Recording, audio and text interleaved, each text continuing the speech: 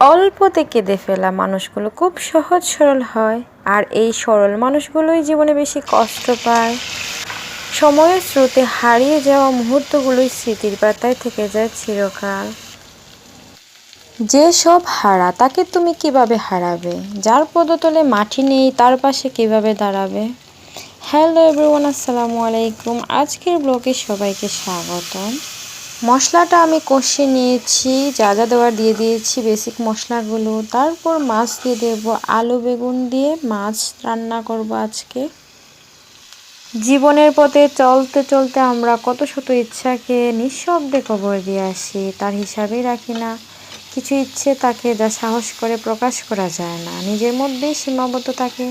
আমরা যখন কোনো পুরনো স্মৃতি ঘাঁটতে বসি বা কোনো অচেনা স্টেশনে একা দাঁড়িয়ে থাকি, তখন সেই অপ্রকাশিত ইচ্ছারা হঠাৎ দীর্ঘশ্বাস ফেলে জেগে ওঠে। তবে অপূর্ণতাও এক ধরনের সৌন্দর্য, কারণ এই অপূর্ণতাই আমাদের নিয়মিত ভাবায়, আমাদের গভীর করে তোলে। এই অপ্রকাশিত ইচ্ছেগুলোই প্রমাণ করবে জীবন কেবল প্রাপ্তি আর সাফল্যের সমষ্টি নয়, এটি অসংখ্য না পাওয়ার নীরব জাদুঘর। আমার রান্নাটা কমপ্লিট হয়ে গেছে। আল্লাহ হাফেজ, টাটা।